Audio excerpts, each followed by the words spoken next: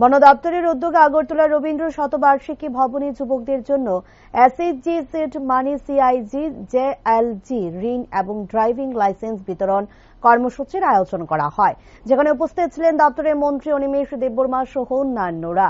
অনুষ্ঠান কর্মসূচি শেষে সাংবাদিকদের মুখোমুখি হয়ে মন্ত্রী অনিমেষ দেববর্মা বলেন, জার্মানির সংস্থাকে এমডব্লিউ থেকে যে ঋণ নেওয়া হয়েছে সে ঋণের টাকা থেকেই এই প্রকল্পের অনুষ্ঠান করা হয়েছে।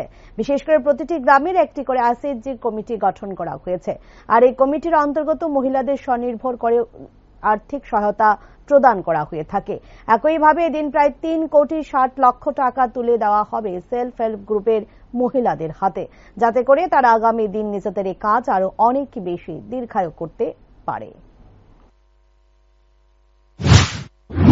ইন্ডো জার্মান ডেভেলপমেন্ট কোঅপারেশন প্রোগ্রামের অন্তর্গত যে আইজিডিসির যে প্রজেক্টটা চলছে নর্থ এবং ধলাই ডিস্ট্রিক্টে আমাদের এই প্রজেক্টের কাজ হবে।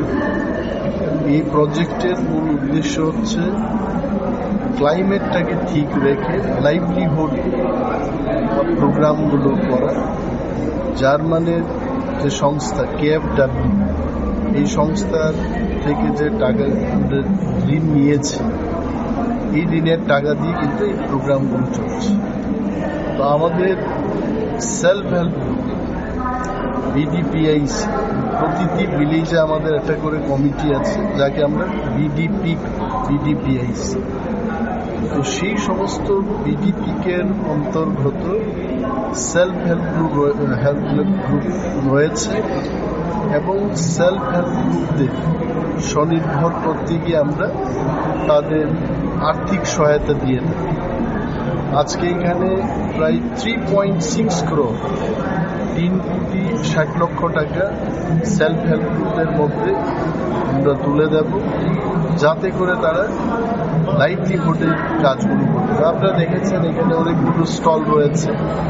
সেলফ হেল্প গ্রুপ এই আইজিডিসির সহায়তায় তারা ব্যাগ তৈরি করে বিক্রি করছে, মহিলাদের নানা সাজসজ্জার জন্য নানা সামগ্রী তৈরি করে তারা বিক্রি করছে এবং এন্ট্রি পয়েন্ট অ্যাক্টিভিটিসগুলোতে যাত্রী শেড, বাজার শেড ইত্যাদি নির্মাণ করে বনের এলাকায় যারা বসবাস করছে তাদেরকে লাইভলিহুড প্রজেক্টে আমরা কি করে নিয়ে আসলাম, এটাই আজকের প্রোগ্রামের